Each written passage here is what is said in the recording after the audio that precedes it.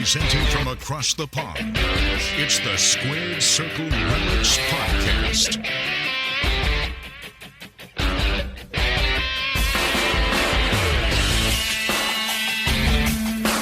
Hello and welcome along to our August Squared Circle Relics podcast session.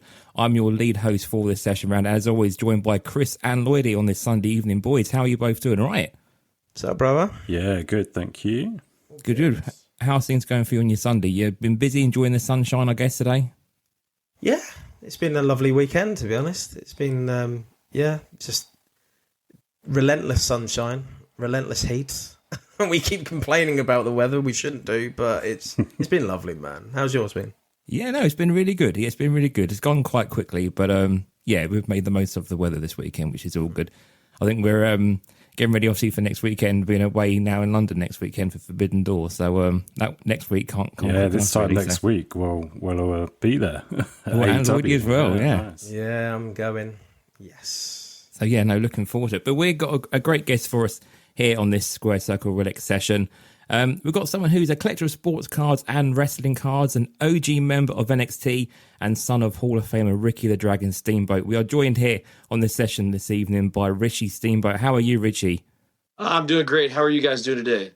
Very cool, man. Very good, cool. yeah. Lovely to have you on the show. Yeah, thanks for coming on. Hey, thank you guys very much. I love the passion that you guys bring to your episodes and everything that you guys do. I appreciate it very much. No, it's great to have you here on the show, and we're going to go through a whole host of things with you today. We're going to be talking all things, obviously, your background in wrestling and obviously your card collection. Talk about the National. Just a few weeks ago, we had the National, obviously, in Chicago, and we're going to dive into all sorts of topics. So join us, obviously, over the next hour or so as we run through this. But I guess, first of all, Richie, how are you doing in general? Life is good. Man, I'm so blessed and grateful for everything that I've got, all the opportunities in wrestling. I've got a beautiful wife. I've got 4 kids. We live on a farm. We've got horses and donkeys, goats and chickens. Unfortunately, we don't make any money, but it's I call it the funny farm. And it's for my kids. I'm very family oriented, and so is my dad. We just want to pay it forward to the next generation and try and promote and help bring that on. So, having a farm with our family was very important. Just teaching our kids work ethic and responsibility, very important to us. And a few chops along the way. Couple chest bleeds along the way. It's not a good chop unless their chest is bleeding. So. Oh, you can feel it on your hand. I was going to say, we're massive into family on our show as well. We pride ourselves. Like, a lot of what we do is just, it feels like we're in a pub having a chat with each other. But obviously, there's a lot of family stories that we have and stuff like that. There's not much said about your family. Like, I've known about that you've got 4 kids, but are any of them going to go into the profession, do you think?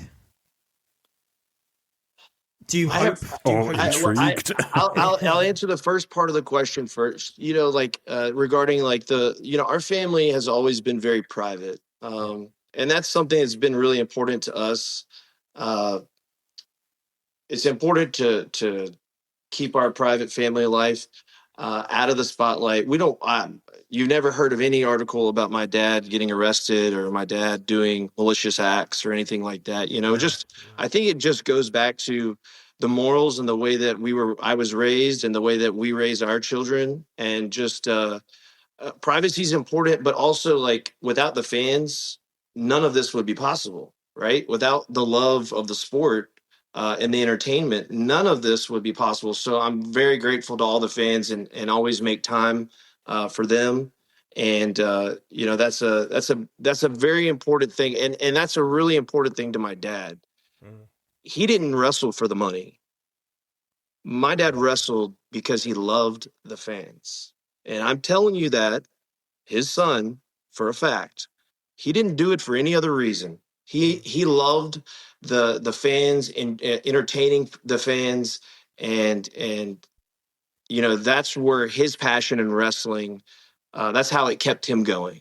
So That's beautiful, man. It comes across as well.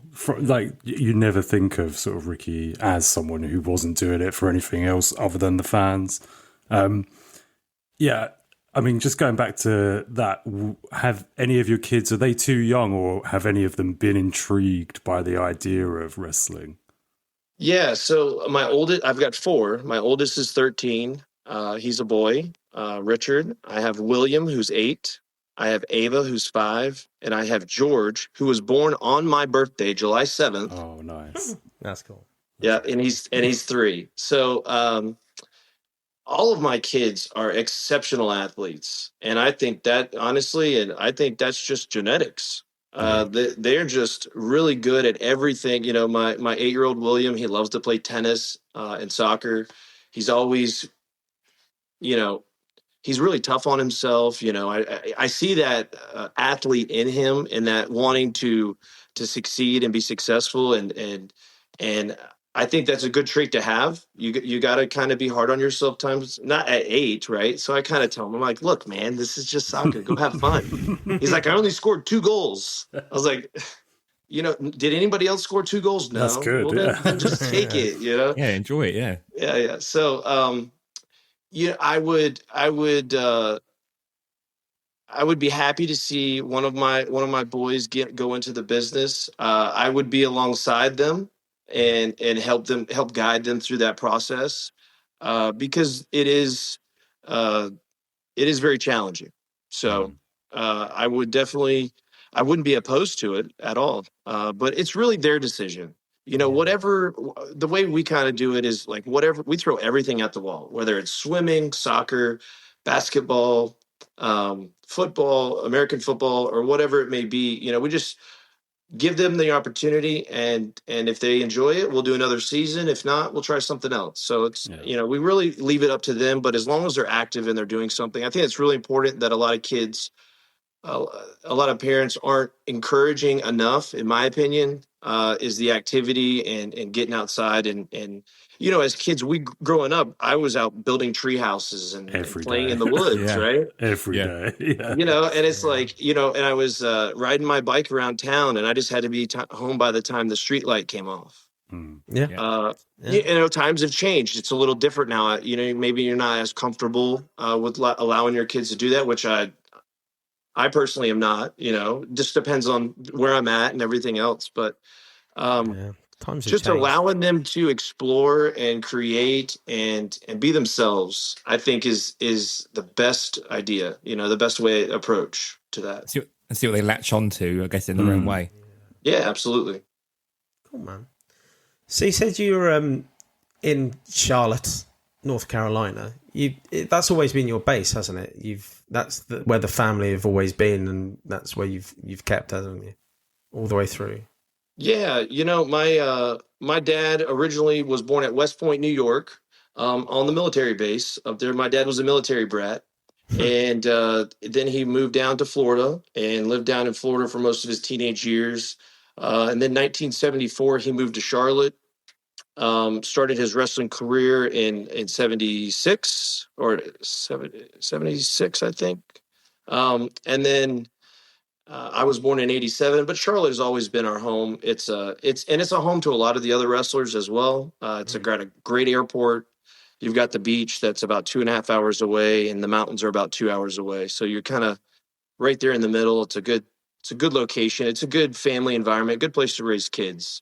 So I did spend a little time when I was wrestling for FCW down in Tampa.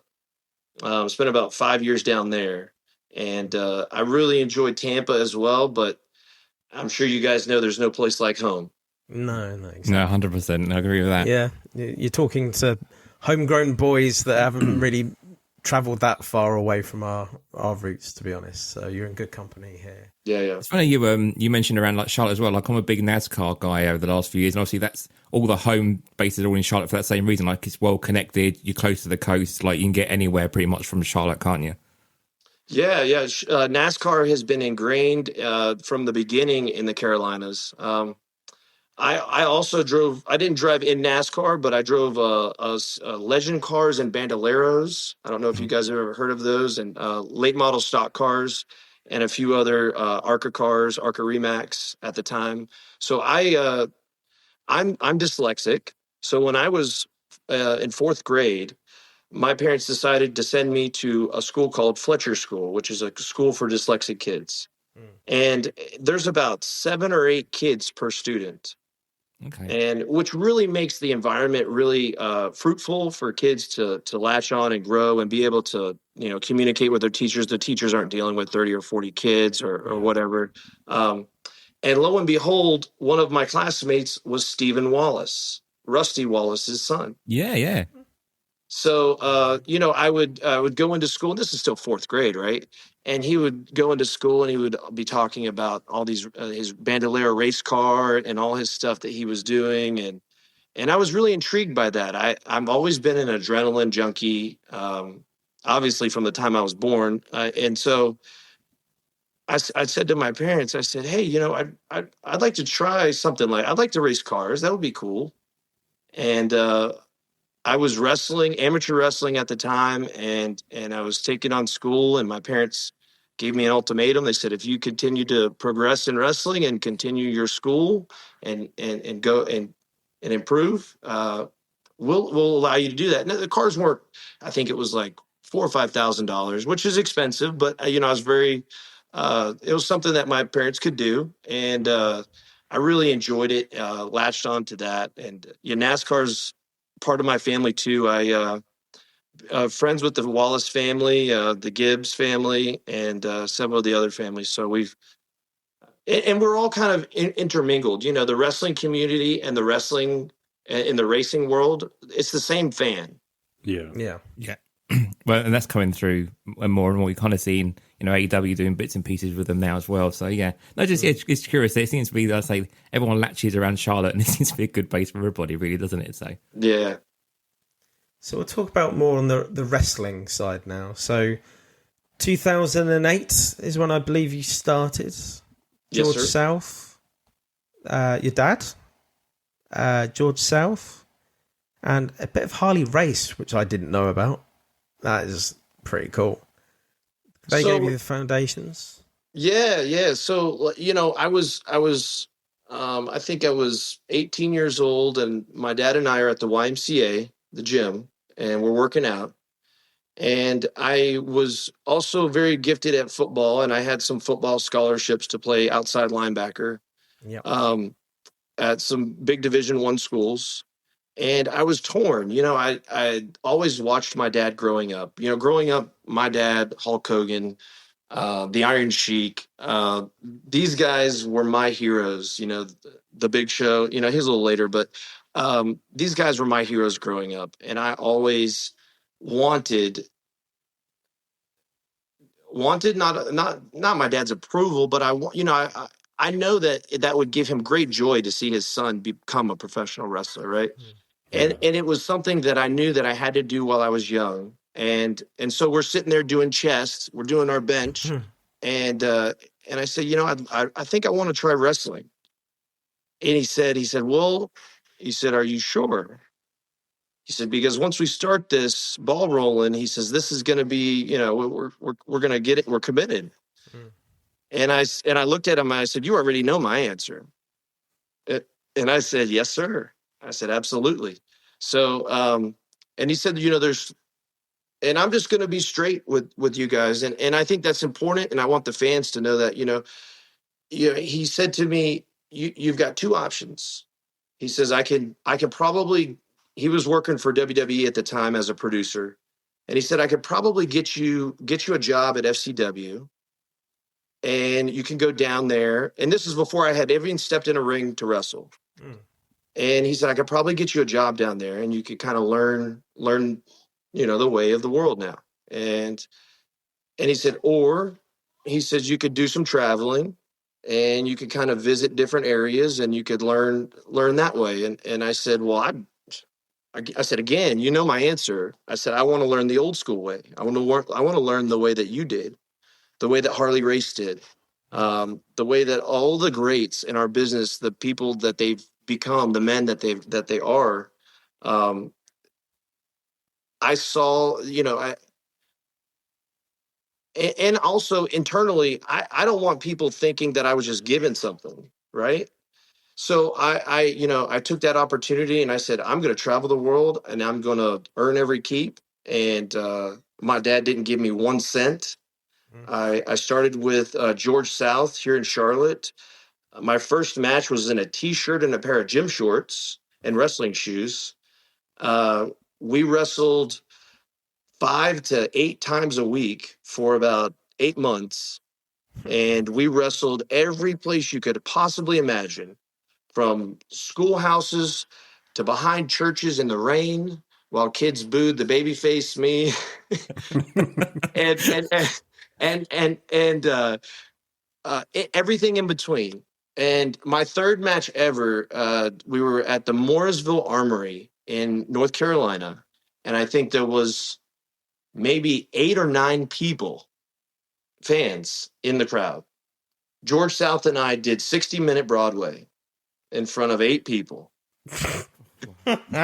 And he says to me before the match, he says, listen, brother, he says, your dad is here. We're going 60. And I said, all right, George. He's like, we're going to show him. And I was like, George is an awesome guy. I've always got so much respect for George South. He had an amazing career himself. He's still doing his thing. And for my dad to give him his son to train, I knew that there was a great relationship and respect, and I knew that he knew what he was doing.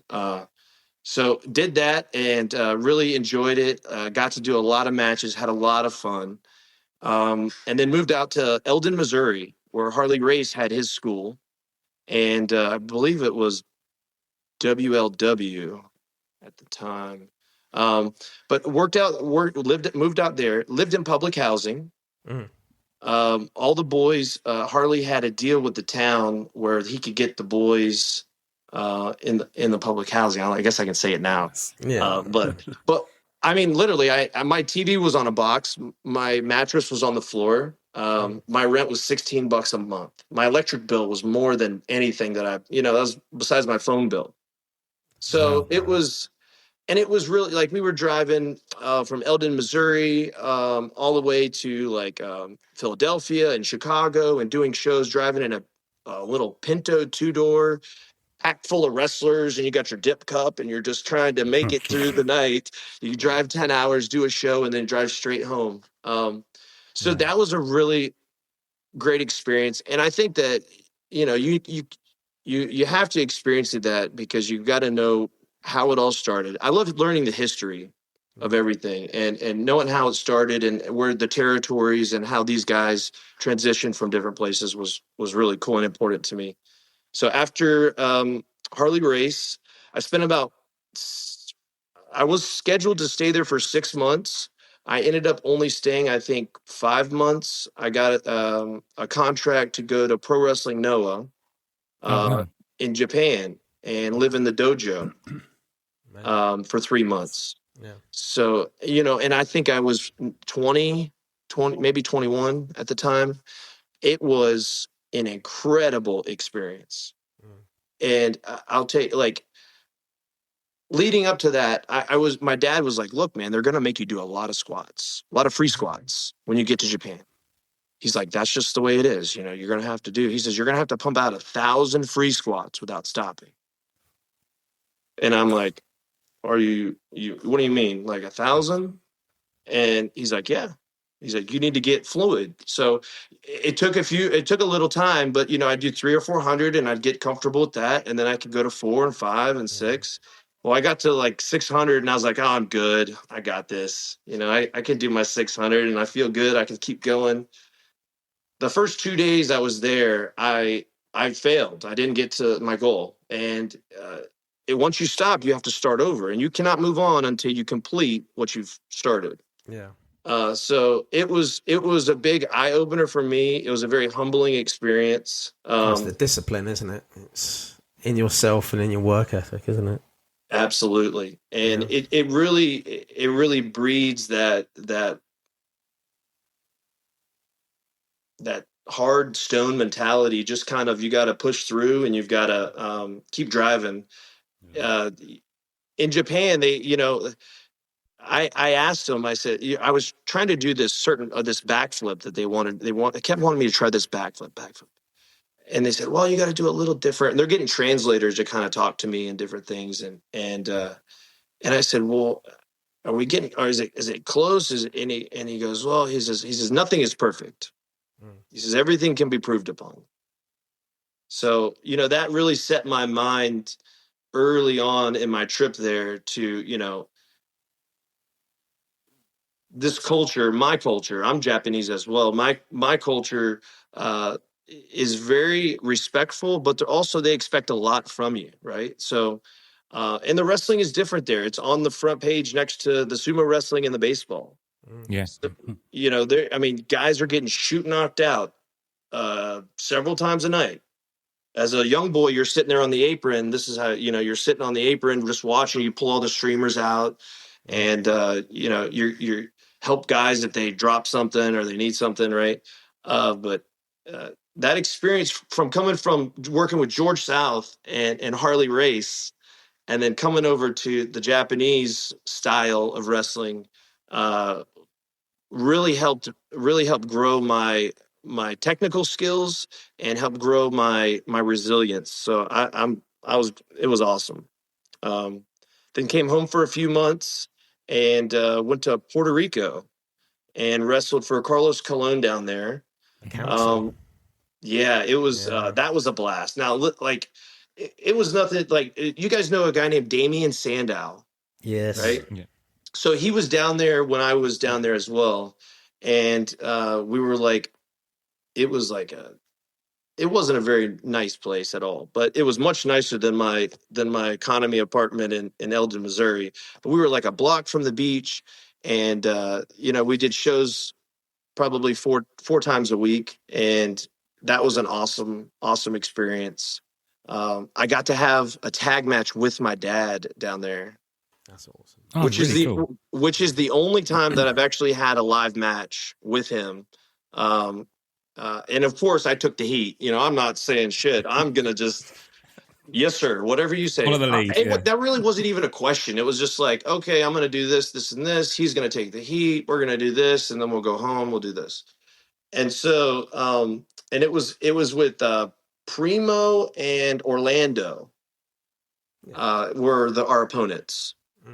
So it was, those guys are showstoppers. They're professional all the way. And everything. Don't get a lot of really love, cool. and they should do, those boys. Yeah. I really love them. I think they're great.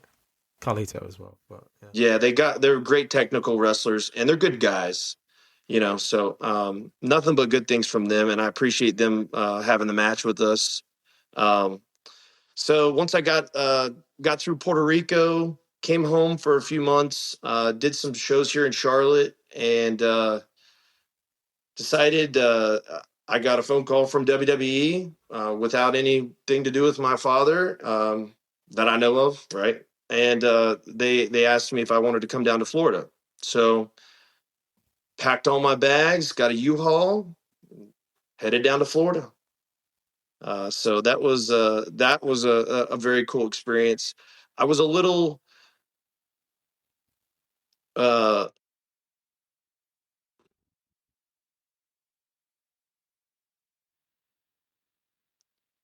it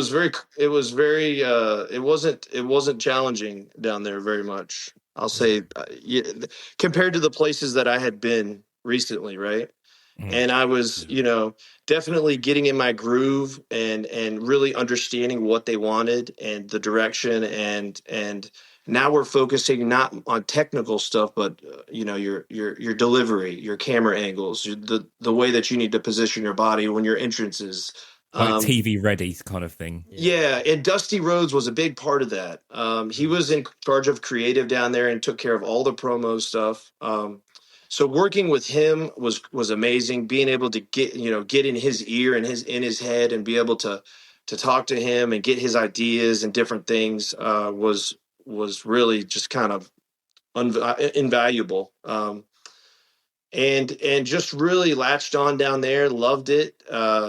Got to work a lot with Seth Rollins. Worked with it was Chris Hero at the time in Japan, but I worked with him down there in FCW. He was arriving around the same time. Mason Ryan, who I met when I was in England, was also coming Welsh down. boy. Hey. I'm Yeah, a Lloyd boy. for a reason, right? Boy, he my had a dad's good. Welsh. Yeah. Has a great look. Yeah. And so, I also Davey Richards over in Japan and a bunch of other guys, but um, it was an amazing experience, and the top notch level that WWE uh, invests in their talent and also their facilities and everything else is paramount. That's the most important thing, is that we get reps in, that we can practice, that we can get the things done that we need to do. So we had foam pits to do moonsaults and backflips and try new moves, and we have our own personal trainers and doctors and things like that. So that was really important, especially competing at that high level and videotape after videotape after house show, keeping us in shape and keeping everybody together. I think at that level, it's a great combination. They got a good thing going on down there. And was that help available like 24/7? I mean, as of now, see, that is a lot more. But was it even at that level then that you could do something 1:00 in the morning and still have support from people if you needed it? I mean, yeah, I could call anybody really at any time if I needed to talk. Now, as far as like getting into the building and things like that, after I would say probably like 7:00, 7 p.m., it would be closed, and the guys would want to go home. They got their families and stuff. But it was pretty much, we had our schedule. You either had a morning practice. They divided us up into two separate groups, not discriminatory versus male versus female, but they just divided it right down the middle. And I was usually in the afternoon group, because I spent the mornings. We would go up to John Cena's gym, and we would train up there with his trainer Rob, which was phenomenal. And that's another benefit to WWE, and a lot of credit to John Cena for giving us that opportunity. Really, he paid Rob to train us, right, and allowed us to use his gym, which was awesome. So, and then picking his brain occasionally when he was there was cool. So, they have just to let you know, a big bit of our podcast is fuck John Cena. So hey, we joke. But, No, listen, and everybody has their guy and their the reason that they follow a certain wrestler, and a lot of people, you either like Cena or you hate him. That I don't think there's a middle ground. He's been great recently when he's been a bad guy, but babyface again. Ugh. I think he's he's been that babyface, that top babyface for so long. I think that with all the respect in the world, I think that and I think he's interested in other things too as well. But I think it's a good change to get a new face in there. Yeah. Cool.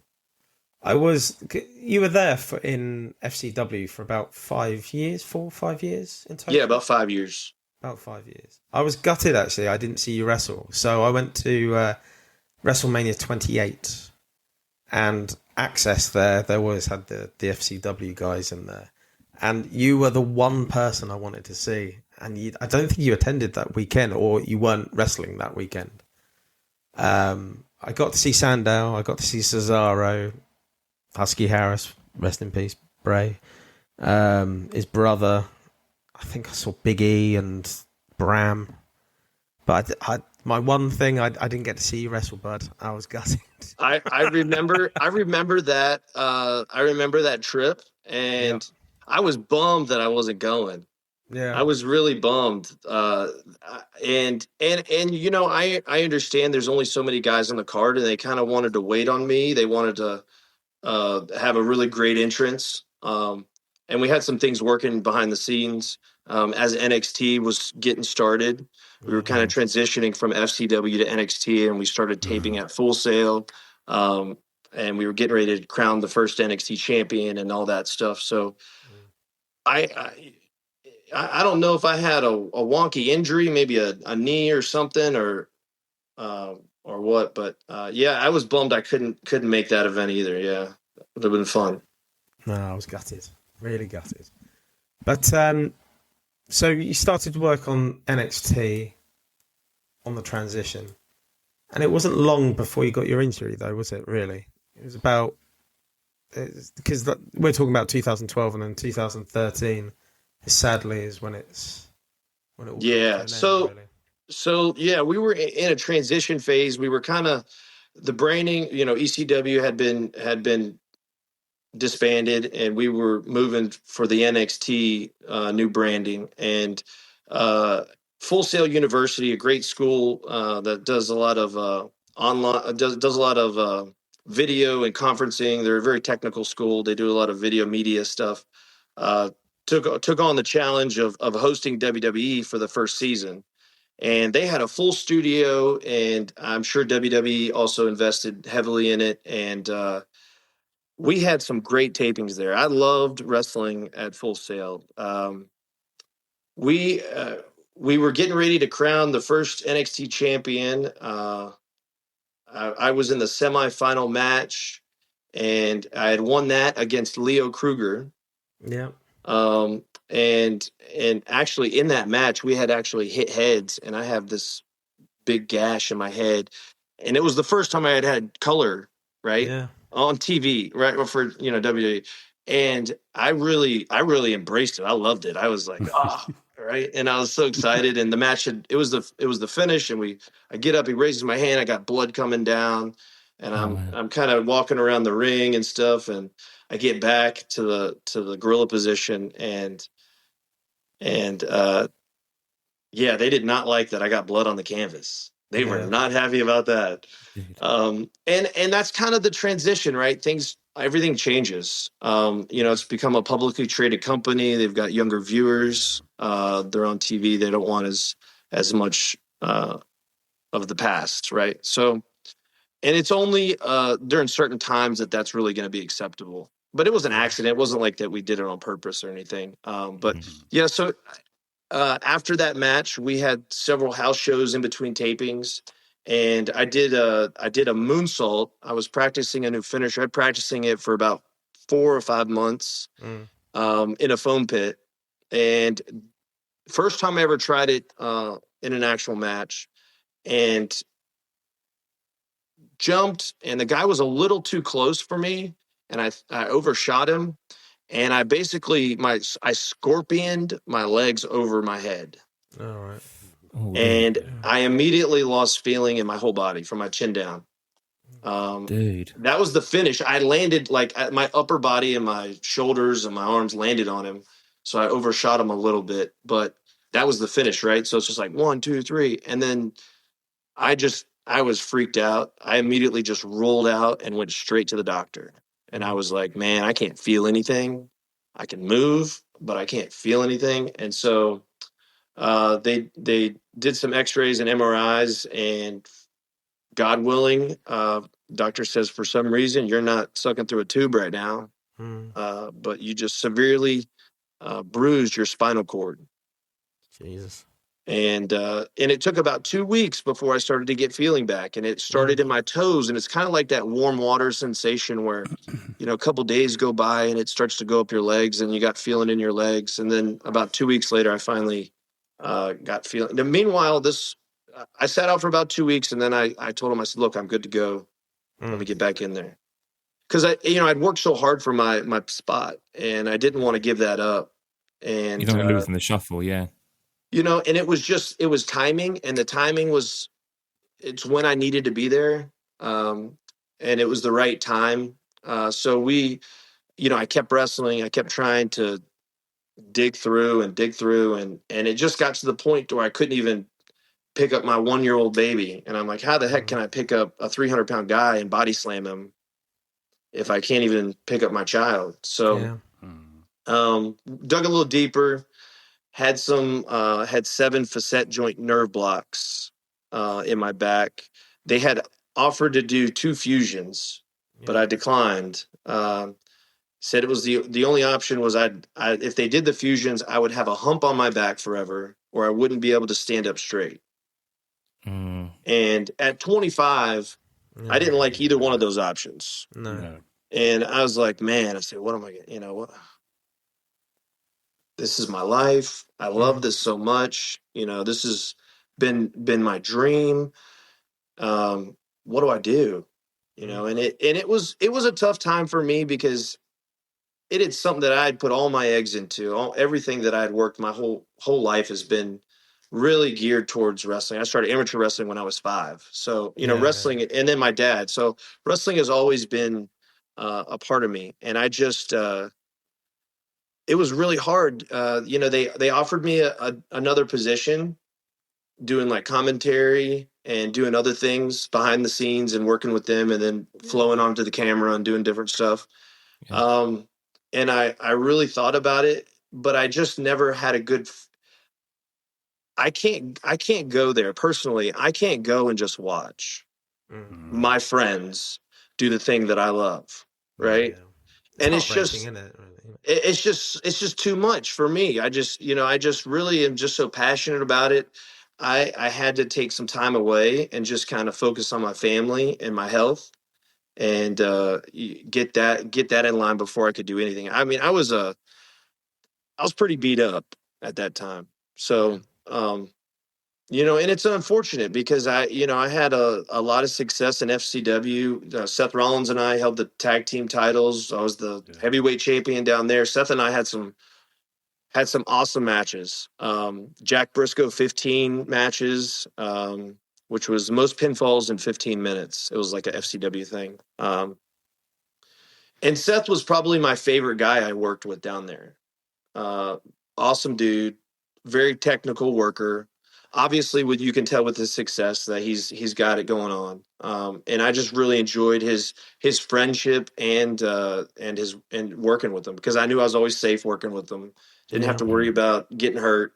And a lot of the times they would put us, at the time I was more of a veteran at FCW, right? Yeah. So they would put us with some of the younger talent on the house shows and trying to help them lead them through matches and things like that, which is important, which is how I learned and I think is the right way to do it. But you weren't always in there with someone that you completely trusted in every way. You know what I mean? Mm-hmm. But those matches with Seth and Damian Sandow, Cesaro, all those matches were piece of cake. Yeah. Oh man. I didn't. I always wondered what happened afterwards, and thank you very much for explaining it to us. I mean, it is heartbreaking listening to it, and I often wonder when I watch wrestling these days. I do often wonder what spot you'd have in that card right now and where you'd be in there. You know what I mean? I'd be the heavyweight champion. I am. Listen, I would be. The way that I look at it is, I am so blessed to be able to have done the things that I've done. Yeah. And I am grateful for everything, from as a kid being able to meet all these amazing heroes of mine and seeing the admiration that my dad got as a child and just really embracing that and not envying, but looking at it like, wow, like just starstruck by it. Yeah. And how he handled himself and the way that other people, these other, Sting was awesome backstage. There's so many guys that were just really cool to me as a kid. I having lived that life and be able to become a pro wrestler. I have 4 beautiful kids. I'm still married. I've got a beautiful home. I've got I'm lucky enough to have a small beach house, and I'm life is good, man. Obviously I wish, obviously I would love to have been there and done a lot more in WWE. Yeah. But you can't stress about those kinds of things. Those things will eat you up.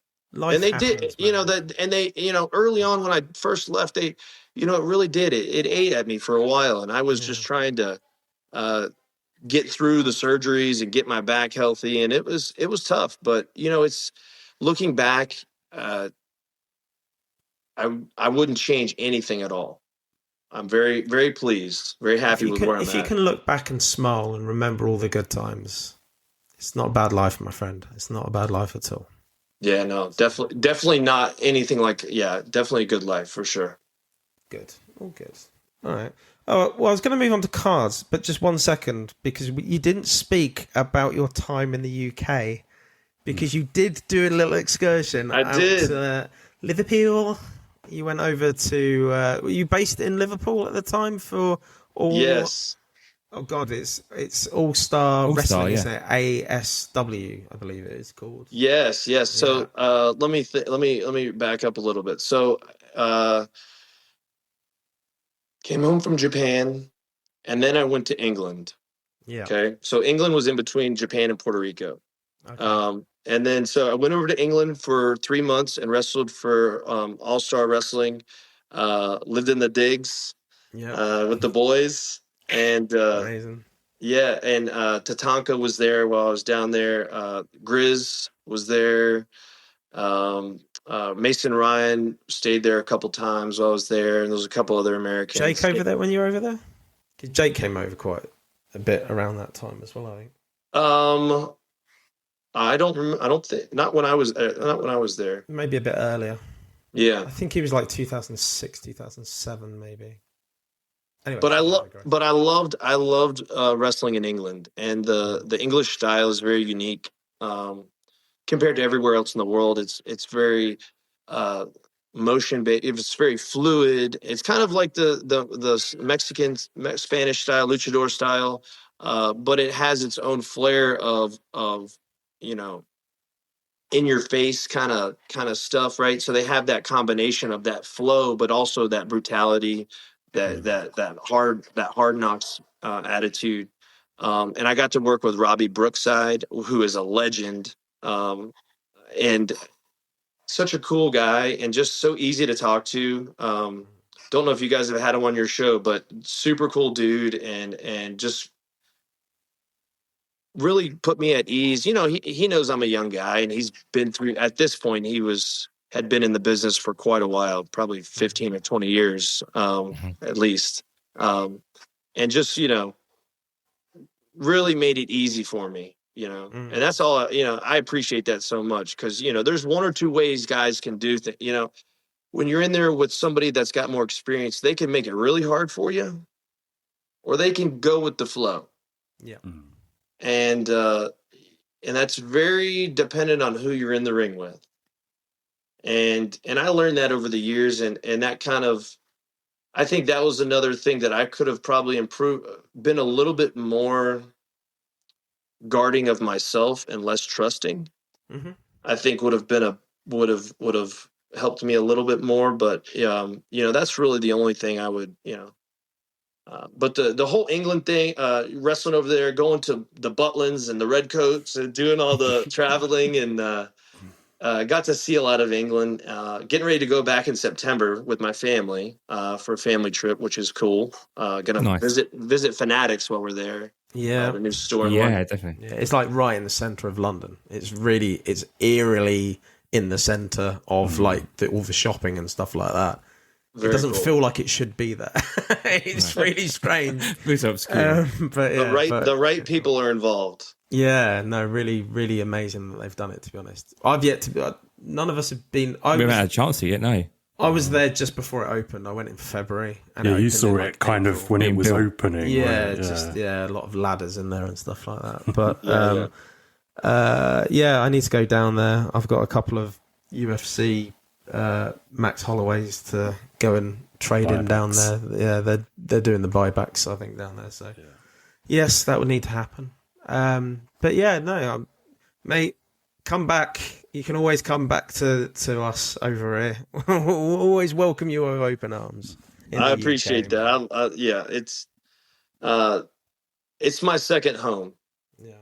Yeah, I definitely feel feel comfortable and good there. The people are awesome. Thanks, man. Food is good, and wrestling is always good. So, fish and chips are a lot better up north, to be honest. You get the gravy and stuff like that. It's yummy.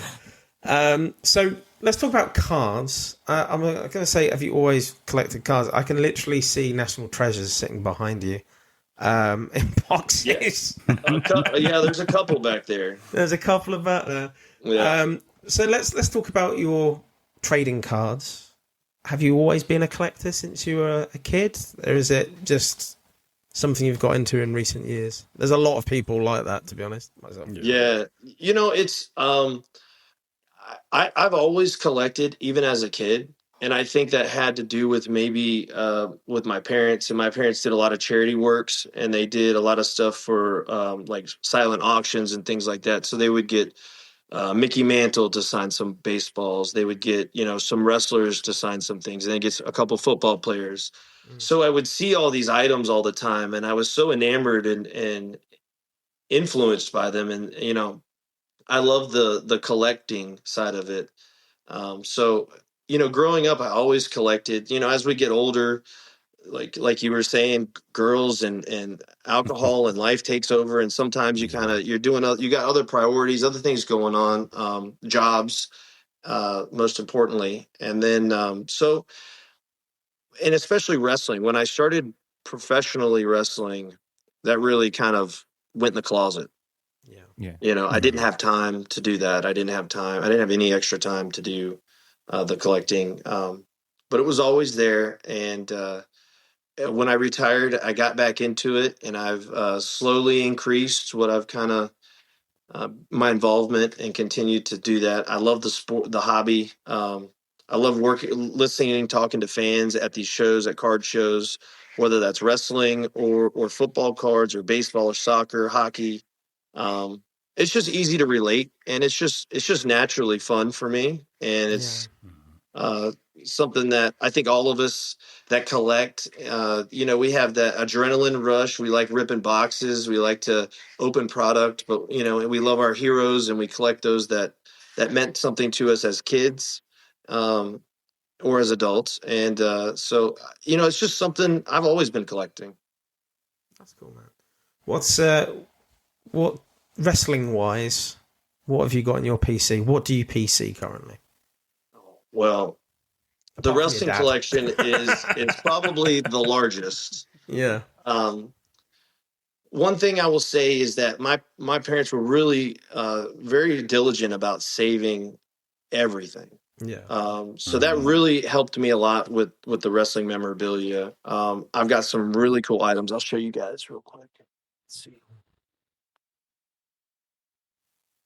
So this is my dad's personal ticket from WrestleMania 3. That's awesome. Oh, that's nice. It looks mint, yeah. Yes, well mint. And the autograph? And, about 5 months ago, I went down to Clearwater, Florida, and I met with Hulk. Nice. Yeah. And I brought maybe like 50 items down there. I wanted to get him to sign, and I'm so grateful for that time with him down there. Really sad that what happened with him. And it's like all these guys, my dad is having trouble getting around. He's had 2 knee replacements, and he's had hip replacements, and these guys are beat up. Yeah. And so this is something I had Hulk sign. I'm actually going to probably crack this one, and I got to get my dad to sign right here. Yeah, you got to. Yeah. I think so. Yeah. So I've got that. How did the news hit you when Hulk passed? I mean, I personally, I wept. I was like, I was recording, or we were recording that evening, different shows.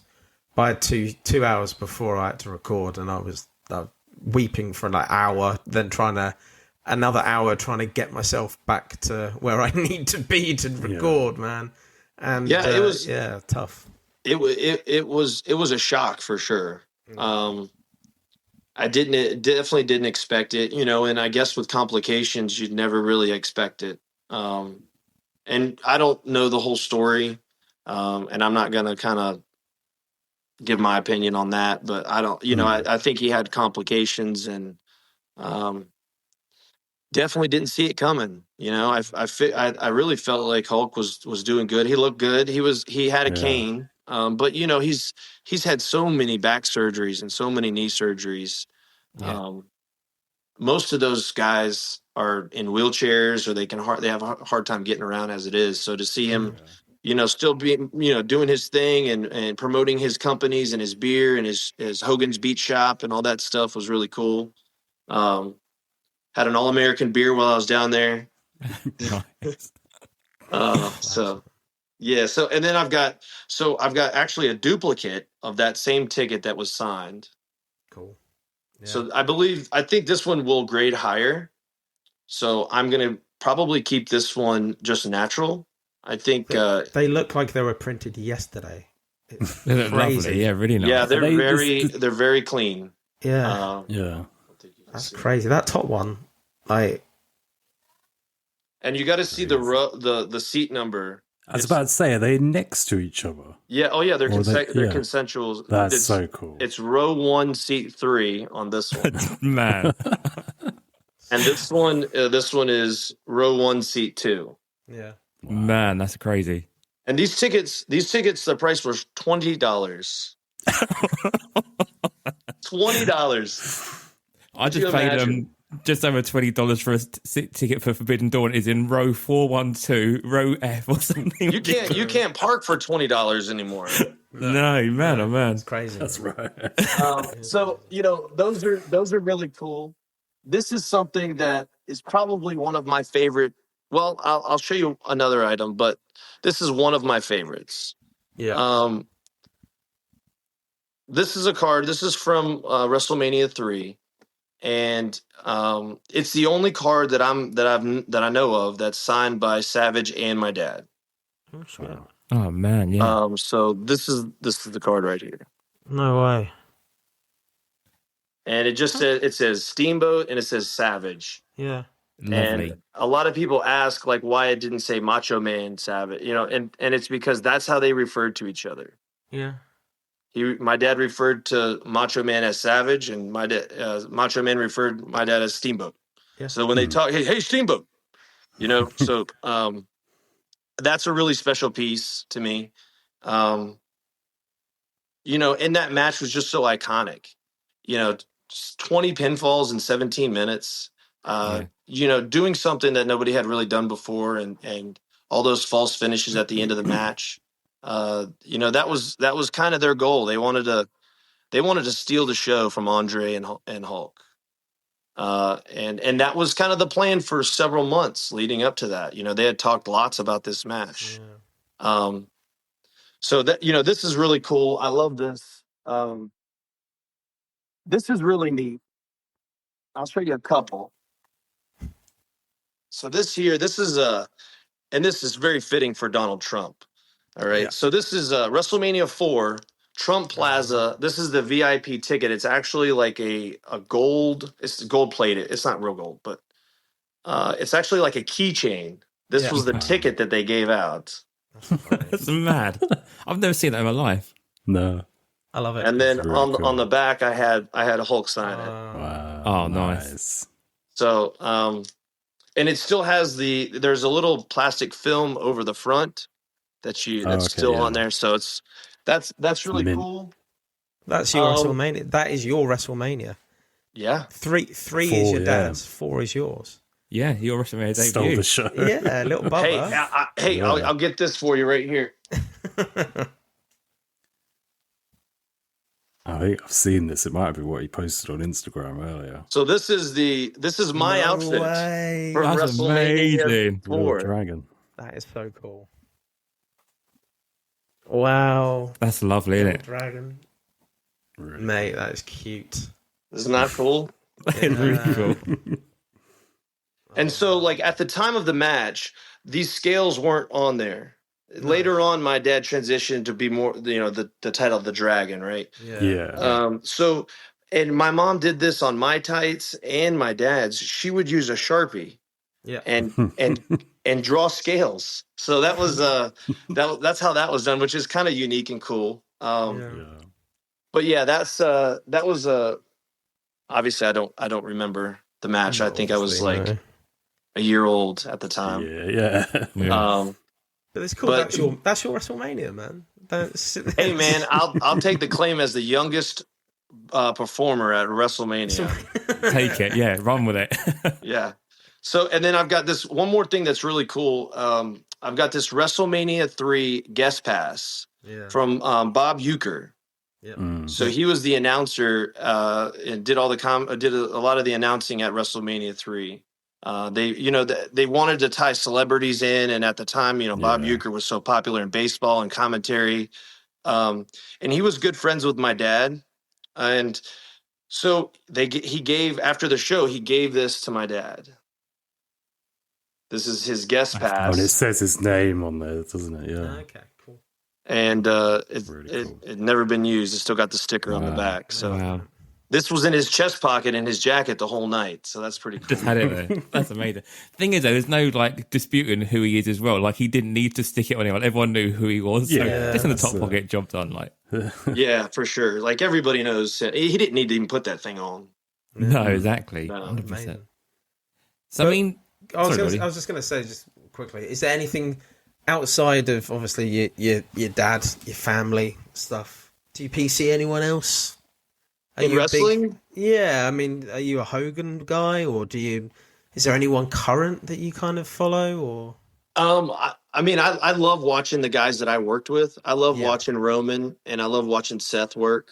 And I think part of that is because I was along for the ride with them at that point, and I know them so well, and it just to see them succeed makes me so happy. I'm so proud of them, and they've done awesome. And I wish them nothing but health and happiness and success. So I love Seth and I love Roman, but I don't put them on the level of Richie Steamboat. No, there you go. But so I don't collect. I don't collect a lot of other Now I've got a ton. I'm getting ready to start a studio at my house. I'm building a small addition that I'm going to have a little studio, and we're going to do the Steamboat collection, and we're going to have every week we're going to have different items that we're going to be displaying and showing off. So I've got a whole ton of stuff. I really haven't even had the time to go through everything and get everything put out. But a lot of things that I collect are, I've got a lot of Christmas cards from all the guys like Bret Hart. That's cool, man. Yeah. The Flair family, all sorts of different guys. So, I do collect, Flair's always been a big part of my life too. I've been around him my whole life. So he's, more of a friend than I collect his stuff. But yeah, I collect a lot of Flair, and Hulk's a big one because he changed our business a lot. He really helped drive our business to what it is today. So I have all the respect in the world for him, and you got to go with the goats. So that's where I stand. 100%. I think we all do. I think, to be honest. Yeah, especially with Hogan. One of the things I've seen you post before is a big Hogan piece, and I think you might well be the only person to have one. It was the Downtown, but signed by Hulk. Oh, yeah. Yes. I think, I'm not sure anyone else would have that signed. Yeah, it's a Pop One, so that's the only one that is signed. I did sell that card. Oh, really? At the Nationals. Nice. Oh, wow. And that was kind of my plan with that card, because it's not a card that came from our family's collection or anything. It's a card that I pulled out of a box, and I love the card. And I had a Undertaker Downtown, which was awesome. Yeah. And that was graded in a 10, which is a hard grade to get. But the Hulk Hogan Downtown was it's a beautiful card. So it went to a collector. It didn't go to somebody that's going to resell it. Yeah. And that's kind of that's really important to me, is that I love doing deals with people, but I love to see the passion, and I love to see, this is going to my PC. I'm not selling this. He's a dealer at the Nationals. He says, I'm not selling this. This is going. It makes it easier to do that deal, doesn't it? When it's going to someone who's going to really take care of it. No, I'm the same with it. I love trading with people who I know PC that person. Yeah, absolutely. So, See, you mentioned obviously the National. We'll dive into a little bit this year. So I went to the National for the first time this year, travelled across for it. For me as an experience, it blew my mind, just the scale of what the National was. Have you been to the National years before, or was this kind of your first time going there and exploring it, really? This was the first time that I've been to the Nationals, so it was new for me too. And it's something that I think for all of us, every year we plan to go, and then something comes up or family takes over, and it kind of gets on the back burner. But at the point that I'm at and what I'm trying to do, I found it important for me to go up there and meet some guys and talk to some people and do some deals. And I really had a great time. Sorry if you hear my kids running around down there. No, that's all right, man. That's fine. Don't worry about It's it. normally our kids running around in the back. It's fine. Really, really enjoyed the Nationals. And if you haven't gone, you got to go.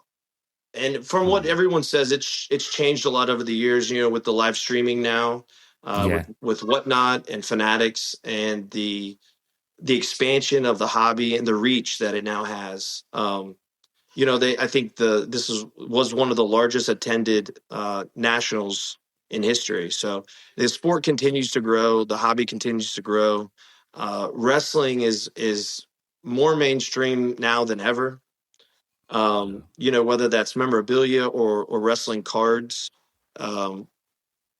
it's really taken off quite a bit. Yeah, massively. I think when I first went in, I think I was blown away, not maybe just by the size of it, but just by the sheer numbers of people on that first Wednesday. So I was there for the Wednesday evening and then went through till the weekend. But that Wednesday, and then they said by the Thursday, it's like 130,000 on the first day. It's crazy, really. All right, well, this is my George. This is my youngest. Hi, George. Hey, George. How you doing? Say hi. Hello. Hello. Sorry, I'm trying to keep them contained. All right, It's fine. It's Go with your mama. We're a family podcast. It's fine. Don't worry. Yeah, it's all good. Our house is chaos, so. I tried to take the McDonald's at our gate. I'll fix it. Yeah. It's always something, right, guys? Yeah. Yeah, there's something going on. Always something. But yeah, so I mean, just the whole Nationals was an amazing time. I mean, it's huge. I mean, I checked my phone. I was like at 15,000 steps a day. Yeah. I mean, it's just like, and you're just kind of overstimulated. You got so much going on. I spent a lot of time talking to like Panini and Topps and PSA and Heritage, and just kind of getting to know everybody, talking to people, building relationships and things like that. So I had a great time, and I'm definitely going to be back next year and the year after. So it's definitely something you guys should try if you haven't gone. Yeah, I said to you too. Like maybe we one day had the venture out, all three of us. But yeah, I'm definitely thinking about going again next year. I think just a hub of just interacting with people. Year, isn't it? Chicago next year again. Is it yeah, the same venue? Yeah, Oh, nice. Yeah. Yeah, I think just networking and meeting up with people in the first place that you kind of talk to within the hobby and actually meet them in person was, a great thing to be there all in the same place, really. And I mean, going forward, was there anything notable that you saw kind of walking around, kind of cards or memorabilia? You mentioned Heritage, like the amount of stuff Heritage had up available with Macho Man, and the full 82 All-Stars set was like available up there for auction, like incredible cards that they had available. Yeah, I saw. I mean, I think they were all graded in a PSA 8 or higher. Yeah. And it was just absurd. I think they had the estimated value was around $100,000. Yeah. And that just goes to show you, maybe 10 years ago you could have bought that set for $4,000 or $5,000. Maybe definitely under 10. I would say. I've got 2.5 sets ungraded myself, but I don't have any graded yet. I'm planning on doing that. Just seeing the complete set. They have Macho Man had a bunch of stuff there. Yeah. Seeing all that was really cool. And then you go to the Nationals for things you can't see every day, right? So like that complete set of 82 in an 8, and then you got the Macho Man. Then you got next to that, you've got Mickey Mantle's game used jersey and bat. Yep. And then you've got Michael Jordan's rookie game used jersey for sale. Yeah. Right. Yeah. And it's just like and the boots as well from the same season. Yeah, from the first season of games. Like it's incredible, really. These absurd, things that you're, hardly ever going to see in your local shops. So it's just, it's a cool experience and be able to see them in person. Obviously, the 52 Mantle is my favorite. Yes. Okay, go on with your mama. Yeah. Come on now. Go get the shovel. Go dig a hole. George, you want to make cupcakes? Let's go. Well, no. You can have some as ice. Ooh, cupcakes. I love a cupcake. Cupcakes sound like a good idea. Yeah, he's nodding. He's agreeing with you guys. Yeah.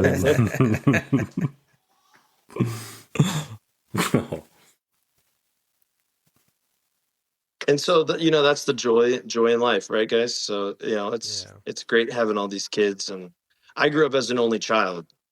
I say that everybody asks me, "Do you have any brothers and sisters?" I said, "Not that I know of." Yeah. But that was totally not my dad's personality at all.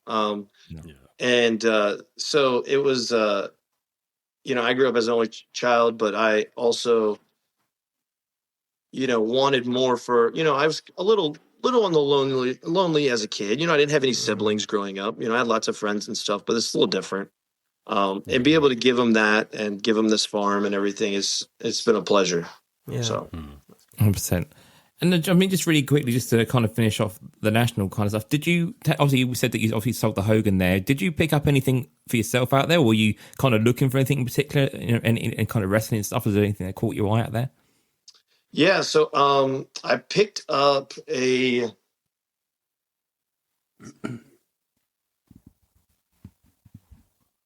I picked up this black AJ Styles Black Finite 1 of 1. Yay. Oh, yeah, nice. I've seen that, yeah. And I love the Black Finites, the 1 of 1s. Yeah. Such a cool card.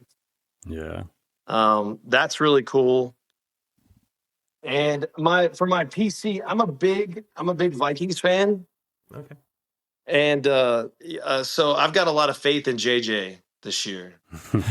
And a lot of people are telling me that I shouldn't have as much faith as I do, but I have certain protocols that I follow when I'm looking at certain players. All right.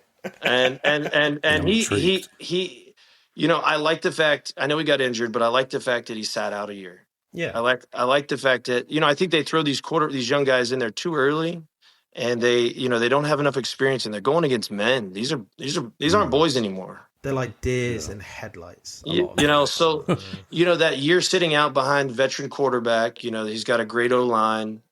He's got a very established receiving core and tight end, and he's got a great coach. So, in this hobby, there is a little prospecting going on, and we try and hedge our opinions on what we think is going to do well.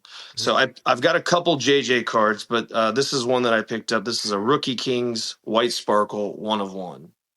Nice. Oh, nice. Wow. That's a really nice card. So I love it. Picked that one up. And that's a 10 as well, is it? Yes, sir. It's like Yeah, a it's a 10, 10. yeah. So pick that up, Nice. and I've got a few other JJ cards. So hopefully he does well, right? So that's kind of where I'm, with JJ, and I PC Mickey Mantle a lot. I'm a big vintage collector. I love my vintage stuff, and I think like that goes back. Like I collect gas and oil signs, I collect Coca-Cola signs. All sorts of stuff like that. So I'm a big. I feel like I was born in the wrong generation. It's like I just love the vintage stuff. So I've got a really cool Johnny Bench card here, and I don't think you could have fit any more on this card. Whoa. Oh, wow. But it's got basically all his stats. Yeah. And it's like his second year rookie. Yeah. They call it, but Amazing. so just picking up things like that. I didn't pick that up at the Nationals, but I'm just a big vintage guy, so stuff that I'm into. And you're saying obviously like the big Whatnot, like obviously Whatnot's a big position now. The Nationals, like all those screens going up and there's obviously live breaks going on. PSA doing the stuff. Even Walmart kind of were trying to get into like their auction type of stuff as well, weren't they? So it definitely seems to be collecting is definitely now the marketplace and people going up towards that. I mean, how did you find with Upper Deck and Tops, at the time? Like, I didn't see any kind of new product kind of thing released from them, or there's not much discussion around kind of wrestling stuff. But I mean, how did you feel kind of wrestling was represented at the National in general? I definitely felt like it was underrepresented for sure. I agree, yeah. I think there definitely should have been, it wasn't difficult. I mean, it kind of was a little difficult to find wrestling stuff. What do you think? I mean, there wasn't like a wrestling area, or there wasn't like a row that you could, you'd find somebody with wrestling stuff, right? You kind of had to, work your way through the line, the tables to be able to find the wrestling stuff. So I still feel like that's a really open market that isn't tapped into right now. Yeah, I agree. I think that, I mean, the cabinets, like I say, the big guys were in the cabinet. I see lots of Hogan's, lots of autograph kind of stuff, and a lot of Panini stuff. When it comes to like the sort of 25-cent boxes and like base sets, I hardly found any kind of wrestling within kind of those cheaper boxes. Yeah. But I think there is definitely needs to be more. I mean, baseball definitely is still king. Like, baseball was everywhere, which shows you the popularity of baseball cards compared to everything else. But yeah, I think that, I mean, there was enough there. I mean, I got you boys obviously stuff as well from the national. Like, there is things that we PC'd. But yeah, there's still a massive gap there. I think how popular wrestling is again at this point in time, there is definitely more room there. You can have more wrestling, I think, at the national on a stage that big.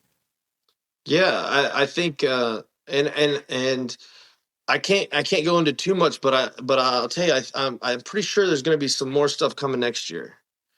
So Nice. yeah, so I'm working on a few things right now, and I wish I could go into details right now, but I just can't. But I'll be making some announcements hopefully pretty soon, and yeah, we're gonna bring wrestling mainstream for sure. Nice, that sounds good.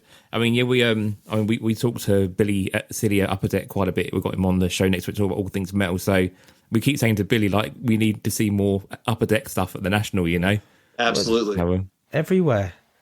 Like, would be with the banner over here for them if they wanted to, and it just doesn't happen. It's crazy. And I think it's just taken a little time for a lot of the other investors and collectors to kind of see the growth in wrestling.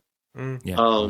And I think they're a little behind on that. Honestly, I think that, the market's been pretty strong for the last few years in wrestling cards in general. And it hasn't fluctuated as much as some of the other sports. It's been a little bit more stable.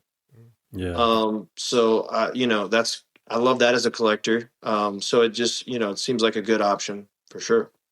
Yeah, I think I'd say we keep seeing records being broken for, Hogan and Rock. We've seen these records break over the last few years, not, before then. So yeah, there's definitely more to do. It's a perfect storm, isn't it? Because the industry's changing, and like, i.e., the wrestling industry's changing. Wrestling industry, yeah. From pillar to post, but it's going through some real good stuff at the minute with AEW thrown in and WWE going to Netflix. But you've also gone from tops to Panini back to tops again. And the standard when it was at Panini was fucking amazing. So, you know what I mean? Like, and tops are elevating it as well. Since it's gone back to them, I'm hoping once we get more product out tops, please. But ultimately, I think it's going to be great. It's going to go one way, and that's up. But it just definitely feels like we're waiting and waiting at the minute. 2025 has just been such a grind when it comes to the waiting. Feels like we're waiting in line. Feels like we're at the national waiting in line. You know what I mean? Yeah. And I think some of that has to do with the transition with rights and the signings and things like that, and just getting the I feel like both Panini and Topps are both creating more products than ever now. Right, they're expanding their different genres, and they get into non-sports cards and different kinds of things. So I think that there's a lot of moving parts, and they'll get it ironed out, I'm pretty sure. But like what you're saying, like the cards these days with we're adults now. We grew up watching it. Now we have a little extra cash we can maybe put towards this hobby and enjoy it again. So like we're kind of reliving our childhood. That's kind of what's going on in the wrestling card world right now. Is, yeah. Us, we're getting a little older, and we've been able to do some things. Now we can finally get that Hulk Hogan auto that we wanted, or that 8-year-old me would not believe a grown-up me would own a wrestling card signed by Bret Hart. And that's awesome. Life. Yeah. I've got one of one with Jake Roberts. That's so I didn't cool. think I'd have that in my life. You know what I mean? It's It doesn't exist in my world. It shouldn't exist in my world, but it does, and that's the magic of it. Yeah. I had a bit of a question. I mean, you've already kind of mentioned it a little already, and we see a little bit of it on your Instagram. But did your dad, did he like, and you have kind of said this already, he kept a lot of stuff in good condition. Did he keep things like lots of his old ring gear, and does he have a collection of those at all? Yeah. So I would say the majority, all but maybe one pair of boots and maybe 2 or 3 pairs of tights and one ring jacket are all still complete in the collection. Wow. So, and I think over the years, that's kind of unique because different people have passed away, and maybe their spouses or the siblings or somebody has decided to let someone else enjoy them, and sold these items. And there's really no complete collections left in wrestling. I think a lot of that has kind of spread out a little bit, which is good. It's kind of there's a lot of people out there that are willing to pay crazy money for some of this stuff. So this is it, yeah. What about your own ring gear? Have you kept all your own yeah, of course. Yeah. So I've got, this is a pair of tights that I wore during the first tapings of NXT. And I literally look like they were made yesterday. You know what I mean? Well, they're a little beat up. They're a little beat up. They got some stitching coming out there. Oh, there you go. Okay, yeah. Yeah. But yeah, so and I wore kick pads. And in my early years, in the first couple of years, I wore boots, and I really enjoyed wearing boots. But I also, with evolving things and changing, I wanted to kind of have a little flair, different style to my wrestling. So I used the kick pads and wrestling shoes, which were much more comfortable, and you can move a lot better in those. So yeah, I've kept all my wrestling gear. And it's something that my stuff, is more just for my own personal collection, and for your kids, for my kids, yeah, and with a lot of my dad's stuff, he's got about half of the stuff, and I've got about half. We just being straight up, and that's kind of how I do things. It's very important to me that it stays in the family, and that it's not sold off for pennies on the dollar or anything like that. So it's your family history, isn't it? Like it's your piece of history, exactly. It is, and it's so important to me personally, and I want to see a lot of this eventually go into a museum, and not really be disbanded amongst a bunch of collectors. Now, there may be some items that do eventually get sold, but for the most part, I would like to keep it intact. We have all the contracts. We have, I'll give you an example of this right here. This is cool. This is a little off topic, but we were talking about Macho Man, so I'll show you this too. Yeah, I wanted to show you guys one other thing. So back in Charlotte, my dad had a couple gyms, and whenever the guys would come in town for a show, they would always go to his gym, obviously, because they could work out for free. So they Macho Man graced us at the gym and signed this picture for us. No way! Oh wow! And it says to Steamboat's gym, and I think it says keep working out so you can someday be like me, Macho Man. Amazing! Isn't that cool? And then you got beautiful Elizabeth's autograph here. Wow! Yeah, that's one you don't see often as well. We were saying this actually the other week, weren't we? We were saying that you very rarely see Savage and Elizabeth on the same autograph or together or anything at all. Yeah, and I don't know why that is. They were always together. Yeah. I don't know if it was. I don't know why. But this is something else that's really cool. WrestleMania 7. This is what all the guys would get when they would walk into the back door of the building. This would be their itinerary for the week. Okay, cool. Okay. So it's got everything in here. It's got your hotels, everything that you would be doing. So, and this is stuff that I'm going to be sharing when I get everything up and running on my end and different stuff. So, this is it's just really important to me, and I love sharing it with everyone. I think I've had it so long in the collection that I want to share it with everyone. It doesn't deserve to be just held up in my house. I think other people, I see so many people they light up when they see, a pair of tights or a picture that it brings them back to their childhood. And it's so cool. I mean, I'm so grateful for that opportunity. It's amazing. And that's what I'm going to do.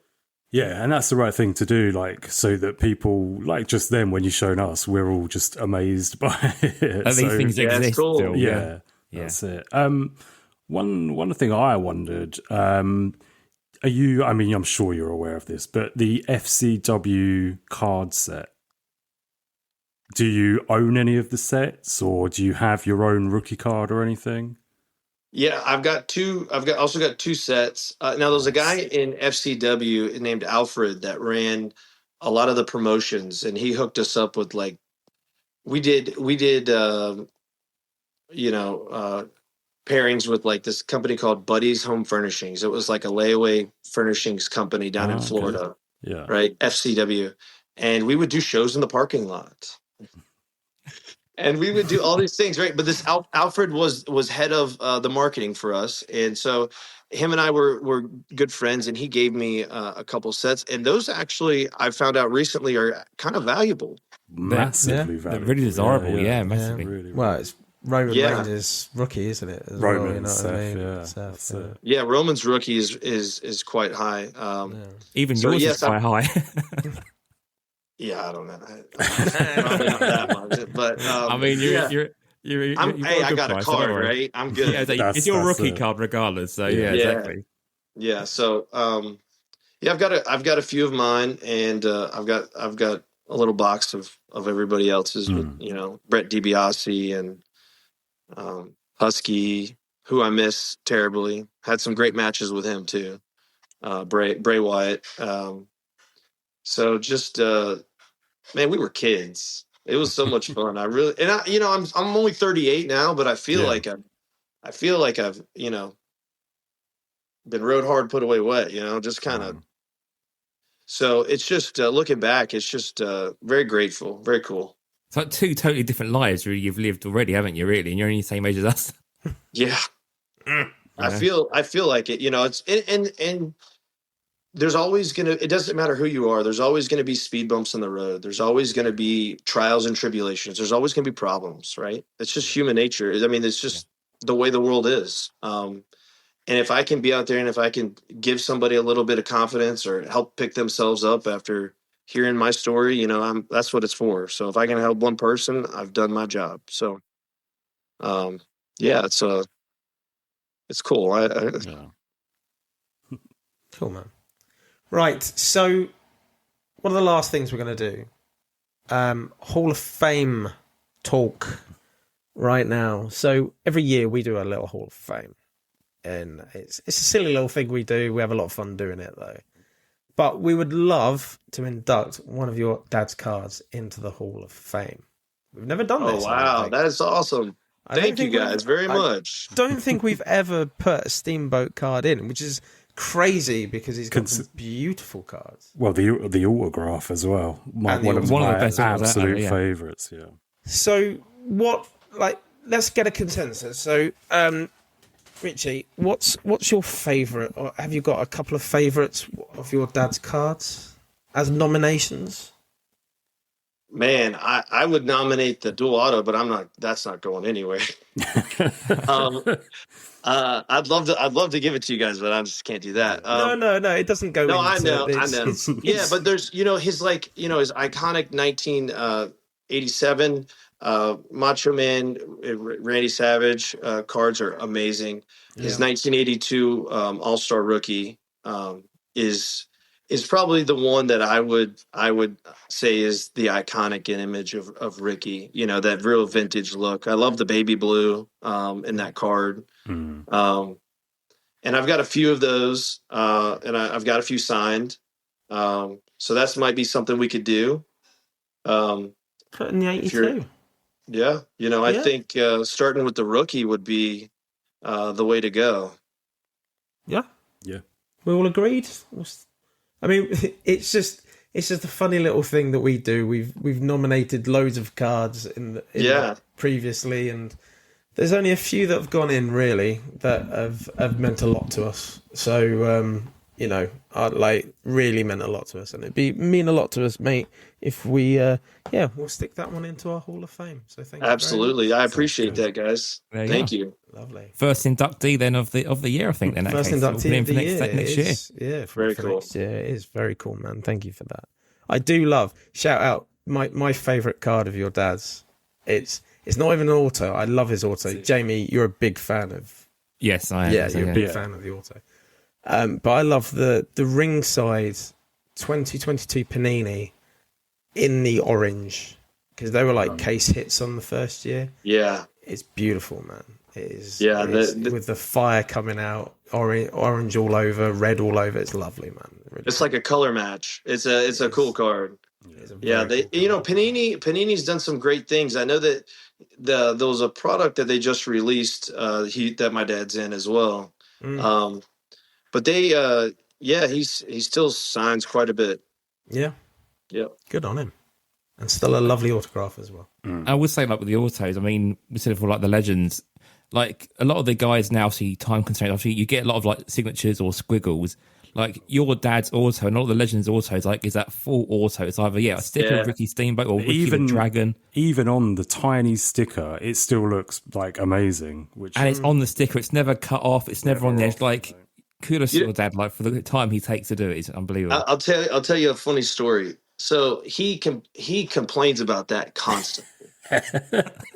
He complains about not. He doesn't complain. I take that. He's not complaining, right? But he's like, why do I have to have 23 letters in my name? He's like, why can't I just sign Hulk? Just RS. And it's just, it's his old school mentality. It's like he's gonna he puts so much time and effort into each autograph, each sticker, right? That he has they give him a binder, and it's got hundreds of pages of stickers, and I mean he'll take 3 or 4 hours for a couple days, and it'll take him quite a few days to get that done, but he takes his time. Yeah. He wants to make sure each one is as good as he can get it. That's kind of his personality. So it's I'm glad, and a lot of the newer guys, like you said, they just kind of throw a scribble on there, and that's not just with wrestling. I think that's universal with all the sports. Some NFL lads are terrible at the minute. Yeah, I pulled an Anthony Richardson auto. I had to pull out my magnifying glass to see it. It's tiny in it. Jeez, man, you're getting paid, brother. You just sign this for me. He looks like Ant. And it is so small. It's so funny. Yeah. Okay. I think anything else, guys? I mean, I just want to say one thing for the. We're not a toy podcast. We never have been. I'm very not toy centric at all. But your dad's Hasbro is the best Hasbro that they did. I love that Hasbro. Thank you. That was beautiful. Which one would you? There's with the full headdress. Oh, I love the. This was an older one. Oh, the LJN. I'm talking with the full headdress on the Hasbro. Oh, that's a good one. And he's got the dragon tail. Yeah, the dragon tail and everything. So that's a cool one. This is another. But the condition of that LJN is this is him and the fun wrestlers, yeah. Wow. And it just brings me back to my childhood, It's so cool. Yeah. Same, Yeah, it's so cool. Yeah.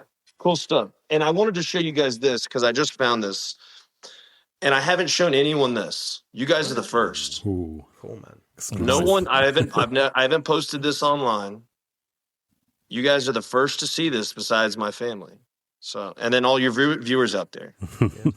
So this is back in 1976. My dad started in AWA, and he only wrestled about a month in AWA. And he wrestled under the name Dick Blood. His first name was Richard. Richard. Yeah. So this is Dick Blood's, Ricky, aka Ricky Steamboat's first ever 8x10 that he ever made. Wow. No way. Oh, that is so that's cool. Oh man. We've a guy called Sam who does kayfabe cards, and he loves like original 8x10s. When he sees that photo, he'll blow his mind. Yeah. Yeah, and my mom, I don't know why, but she put a little Sharpie and she Sharpied out the name. Oh, bless her. So I'm like, how that? And I'm trying to think about if I want to try and remove the Sharpie from it or not. But That's amazing. You think though, there's not going to be many of those exist at all, is it? Like they are going to be so limited. And in that condition, like they're just not going to be around at all. I'll be honest with you. I've never seen another one. No. I don't have two. I only have one. And I've never come across any. I've searched the internet. I've never found another one. I've seen a picture. I don't even think I've seen a picture of one. I've got a picture. Yeah. So I'm not sure, so, that stuff, and then, it just means the world to us. And I'm so grateful for it and to be able to share it with you guys for the first time. Cheers, man. I'm glad I could do it with some friends. No, it's been really great having you on, Richie. And I mean, just really quick, I know you mentioned before, so you were building up the studio and things like that. I mean, I assume you're doing this on Instagram and stuff. What can people expect else on your Instagram and kind of from the studio as well? Yeah, so we've got a lot going on. Our start date is probably going to be around January or February of next year. And we've got a book that my dad's going to be releasing his autobiography. Oh, wow.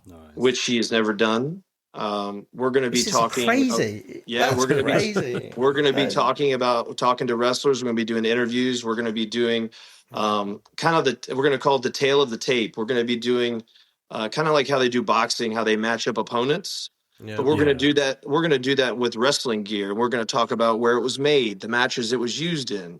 We've got all the receipts from the seamstresses, how much it cost. Wow. So it's going to be really in depth, and it will be informational, and so we'll go from that. And I also, I'm going to do some sports card stuff, and just really embrace the whole thing. And I've really enjoyed it. Hasn't been a job. It's been fun, and I've got this opportunity now that my kids are getting a little bit older. I know my youngest is still 3, but I can, venture out and go to nationals for 2 days, and do things like that as they get a little older. So, yeah, we've got a lot of things coming. If you want to give me a follow on Instagram, it's richie.steamboat. It's a verified page. I'd appreciate the follow on Instagram and Facebook. And look out for me coming the new year, because we'll have a lot coming. That's amazing. It's been really great talking to you for the last couple of hours, Richie, and it'd be nice to get you on again, and maybe we'll talk about some of this gear in the new year and kind of, see where you are in January and February. Absolutely. I would look forward to it. No problem at all.